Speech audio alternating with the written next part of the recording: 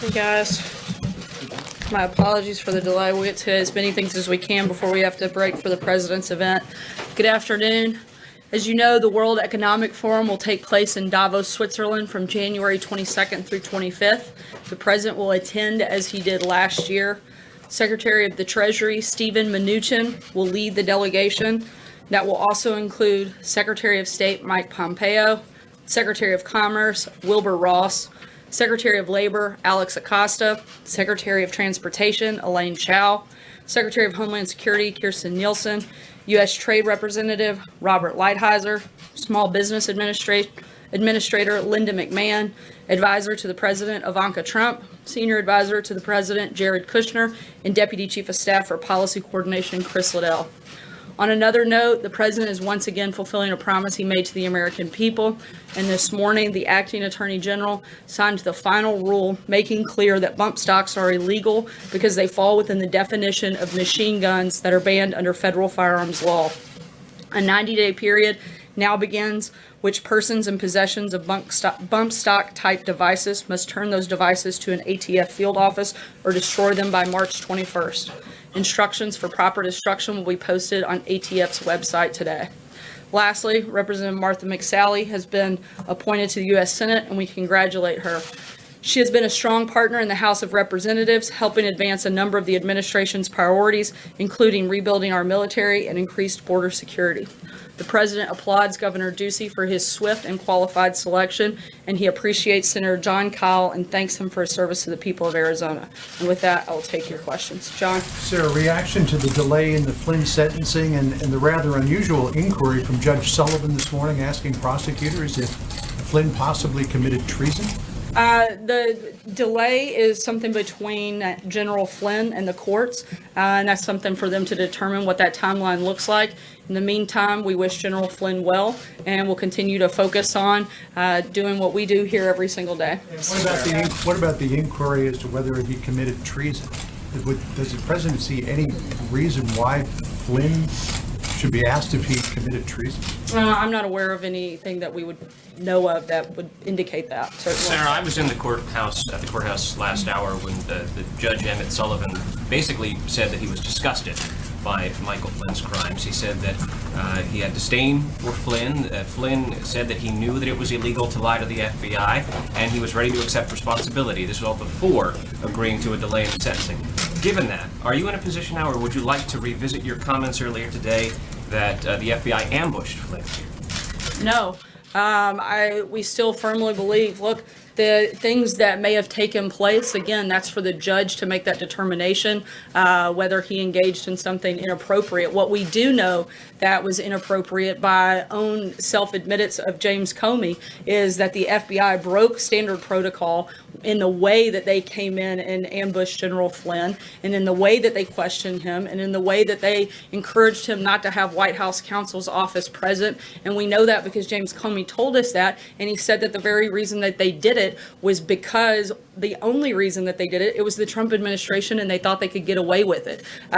Those are facts, and certainly there may be other issues there, but that we don't have any reason to want to walk that back. Sager? Very quickly about Michael Flynn.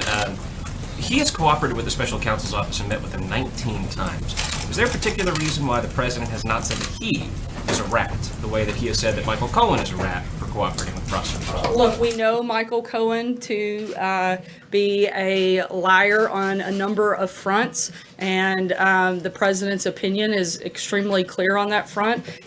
I don't see any reason to go beyond that comment at this point. Thanks, Sarah. Two questions for you on the government shutdown. First, can you clarify us the current White House position towards the continuing resolution that's floating up on the Hill? Is it a demand for $1.6 billion in border wall funding, or is it supporting a continuing resolution to take this matter up after the Christmas break? You know, at this point, the Senate's thrown out a lot of ideas. We're disappointed in the fact that they've yet to actually vote on something and pass something. So when they do that, we'll make a determination on whether or not we're going to sign that. In the meantime, we're looking at every avenue available to us possible. The president's asked every one of his cabinet secretaries to look for funding that can be used to protect our borders and for the give the president the ability to fulfill his constitutional obligation to protect the American people by having a secure border. So we're looking at the other options. In the meantime, we'll see what the Senate does, and we'll let you know when we have an announcement on that front. Second question. Sorry, Sarah, I'm gonna keep moving just because we're tight on time. Go ahead, So Jill. following up on that, those other sources that could potentially pay for the wall, which agencies are you looking at? You've mentioned DOD. As I said, we're looking at, the president's asked every agency to look and see if they have money that can be used for that purpose, and that's exactly what we're doing. And if they can find that money, does that mean the president would accept a budget proposal that does not include any money to fund new border wall construction? Once again, we want to see what the Senate can pass. They've thrown out a lot of ideas. They've yet to take a vote. Once they do that, we're disappointed in the process and their inability to put something forward. Once they make a decision and they put something on the table, we'll make a determination on whether or not we'll move forward on either a short-term or long-term friend. This idea that the Sorry, House put Joe, I'm forward gonna keep today- moving. Josh, go ahead. Michael Flynn today tweeted that he did lie to the FBI and to them repeatedly, and that he was working for foreign government during the campaign. Does that concern the president? I mean, he seems to be concerned that Michael Cohen is a liar. Is he concerned that one of his top aides lied to the FBI and was working for a foreign government? Not when it comes to things that have anything to do with the president. The activities that he has said to, and again, we'll let the court make that determination, to have engaged in don't have anything to do with the president. Let's remember what the whole thing that this started is supposed to be about. And it's whether or not Russia influenced the election and whether or not the president had anything to do with it. We know that Russia tried to create chaos within the election, but certainly not that they actually impacted it. The only reason that the president is the president is because he was a better candidate and beat Hillary Clinton. We also know that the president never colluded with Russia. So that's the whole reason that we have this, and we know those things to be false. Is the president concerned that Michael Flynn lied to a representative of his own government and was working for another government during the campaign? Is that concern him or not? Look, there's certainly concern, but that's something for the court to make that determination, and we'll let them do that. Positive comments about him when he's pleaded to this. Again, we're going to let the court play that out, and they'll make a determination on whether or not he engaged in something right or Why is the wrong. president making positive comments about him, given these things that he's pled guilty to? It's perfectly acceptable for the president to make a positive comment about somebody while we wait to see what the court's determination is. Like, Sarah, let me ask you about a tweet that the president sent out earlier today as he continues to vent frustration about the Federal Reserve. He said that he hopes the Fed reads the Wall Street Journal op-ed. Part of the op-ed, the Journal points out that U.S. growth might be slowing. The president's tariff battles have reduced investment. Housing and autos are down, and there's a few cracks showing as well in the credit markets. When the president talks about the Fed, is he just venting at this point, or is he genuinely worried that if there is a rate hike tomorrow, that the economy will slow down?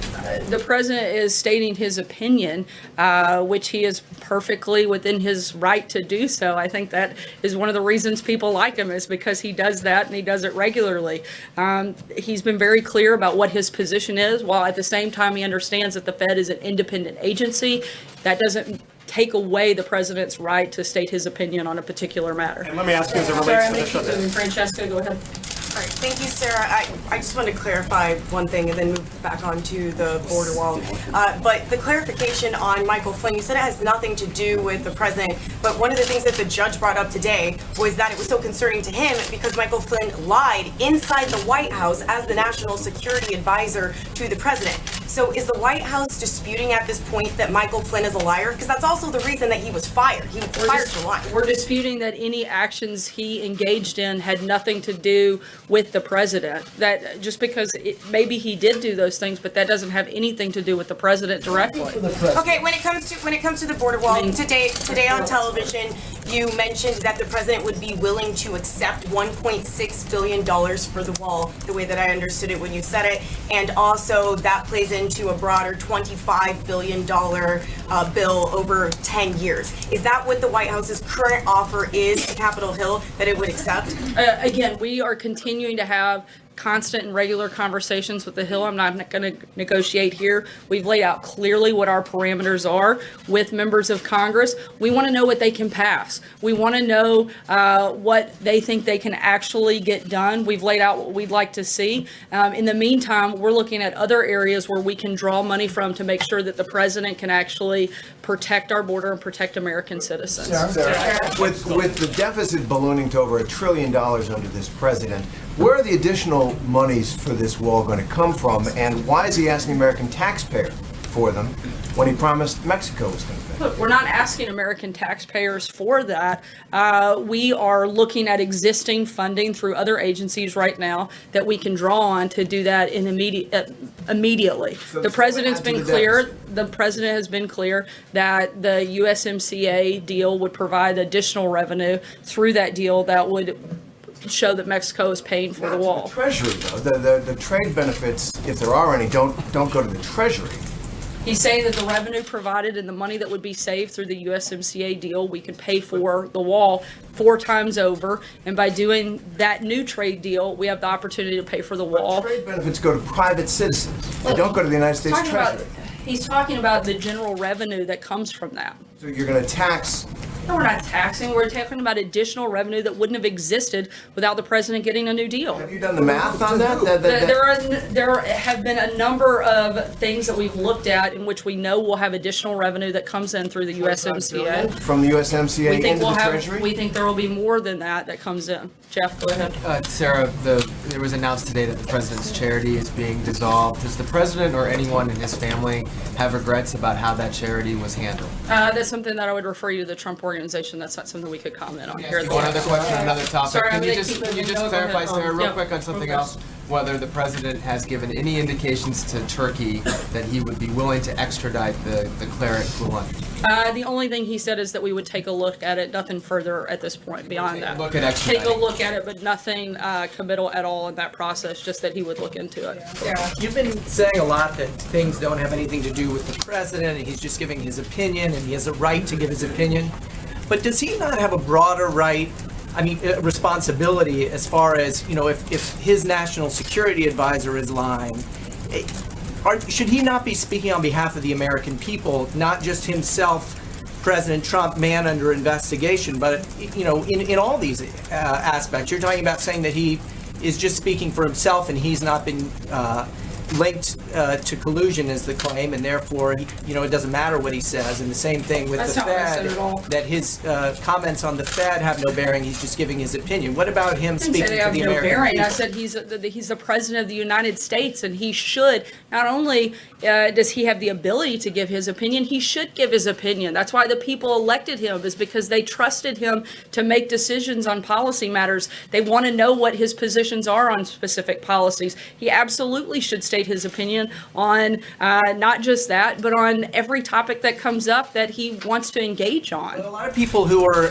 somehow involved in investigations feel the FBI is unfairly targeting them, but the president normally has a different role We as know far for a as... fact that the FBI engaged in an outrageous amount of political bias. The fact that anybody could deny that there was political bias within the FBI, particularly under James Comey's leadership, is frankly just laughable. I guess I'm wondering, using terms like rat and things like that to talk about people who are cooperating witnesses with the FBI. Or Does people he not who are have- dishonest does and he- lying. Does I he mean, not have a broader seems like a pretty responsibility appropriate term. to preserve confidence in the rule of law for the American people? Certainly, and that's why he has appointed new people to help do exactly that, whether it's Director Wray, a new Attorney General, somebody that can come in and be very transparent throughout this process. We'll take one last question. Justin, the President's events about to kick off. Sure, I just wanted to go back to the shutdown, and you keep saying that you've asked agencies to look for more money, and so on this issue of reprogramming specifically, is your red line in these negotiations that you need Congress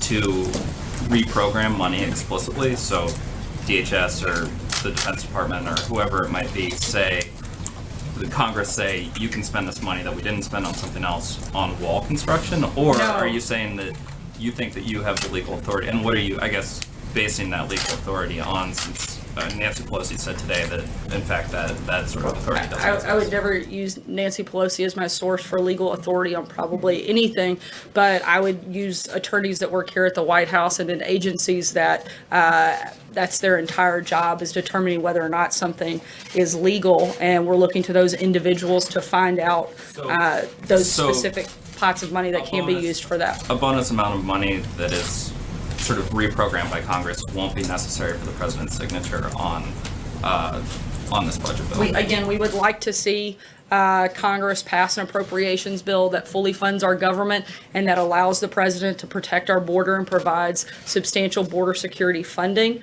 both for the wall, for CBP, for ICE, all of DHS. But in the meantime, we're also looking at other avenues that would allow us to provide and do our constitutional authority and the president to be able to carry that out by protecting our border and protecting American citizens. I'd encourage you guys to tune in to the president's event. We'll talk to you soon. Thanks, guys.